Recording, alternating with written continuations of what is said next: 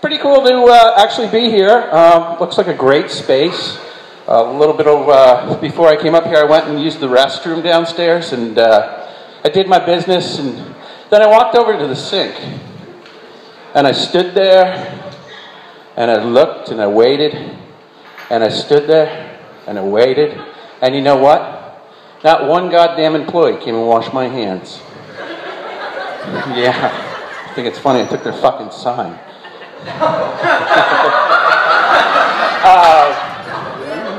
Did you guys watch the World Cup?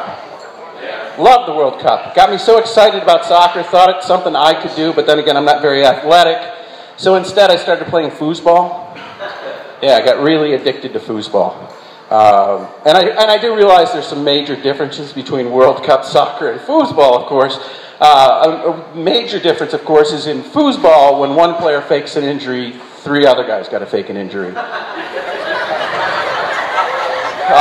Big weekend coming up. My daughter turned 16 this weekend. Yeah, sweet 16. She's a wonderful girl. She's beautiful. Everything I could ask for. Just a great kid. Other day she comes up to me. She looks at me and she goes, "So Dad, what do you think of these pants?" I go, nice. She goes, "Yeah, they're called boyfriend jeans." I'm like, boyfriend jeans? She goes, yeah. They're supposed to look like the pants of his that you put on just as you're leaving his apartment in a hurry in the morning. Oh, is that so? And she goes, yeah, but I haven't been wearing them lately because it's been kind of cool, you know, and they're capris. I said, capris? And I walked over to her, put my arm around her, and I said, "Honey, I don't think your boyfriend likes girls." If anybody's seen me before, you know I have a penchant for midgets. I love midgets. I love the little people. Oh my God. And every day I'm out looking and observing and watching them in the wild. And I've come to a couple of new conclusions this week. You never, ever want to be driving behind them on the highway, because they always stop short. If a bunch of midgets, little people midgets, ended up being homeless and out of work, didn't have a place to live, and there were hundreds of them, I'm sure the government would step in and help them out, but I figured out that their slogan could be, "Stay free mini pads." The thing that fascinates me most about them, though, is their relationships, their marriages. I mean, how does it happen? You don't see a lot of little people on the streets, at least not more than one at a time. So it's just like, if you're a midget, and you're going down the street and you're looking, and all of a sudden you see a midget of the opposite sex, same sex too, Massachusetts, that's fair.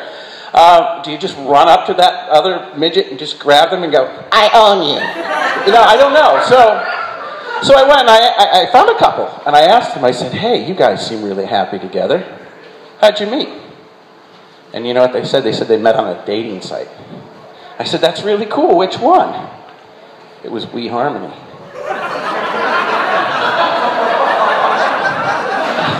As I said, they seemed really happy together, and I figured they are definitely going to get married. And then I got to thinking about the bachelor party. So I'm like, do they just get this tiny little woman to jump out of a cupcake? I don't know. It's crazy. Yeah, dating sites are great. I used to be on them all the time before I recently got engaged. There was one that I saw on there, and this woman, she had the best headline I have ever seen. It said, "Last date wanted." Last date wanted. So I called her up. Ended up taking her out. We had a couple beers, and then I shot her.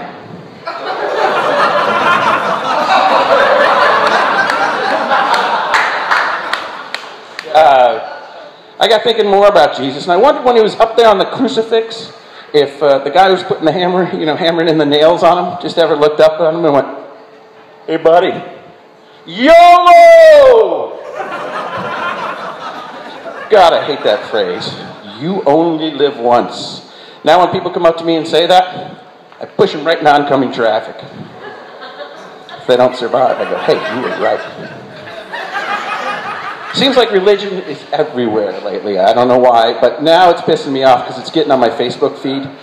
And that drives me crazy. I had a friend, she posted one of those memes, whatever the hell they're called. And it said, prayer is the key to heaven, but faith unlocks the door. And I thought about that for a second. And I said, why is the door locked? What is heaven in Lynn? Actually, I think that heaven's a lot like you and I. They're just trying to avoid the goddamn Jehovah's Witnesses.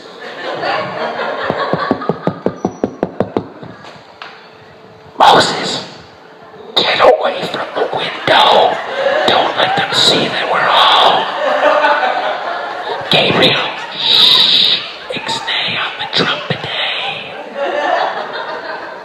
Hey, get somebody over there, turn off the sun. Before I leave you, I want to let you know that, just in case this comedy thing doesn't work out for me, I've actually been going on some job interviews. And people ask the stupidest questions. I had this guy the other day, he comes up to at the interview, he says to me, he's like, if you could be any kind of tree, what kind of tree would you be? Again, I went in deep thought. And I said, coconut palm, coconut palm. And he goes, coconut palm? Why is that? Stupid voice for that guy. Anyway, coconut palm, why is that?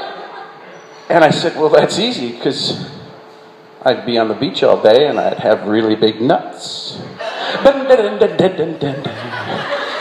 right, that's enough of me.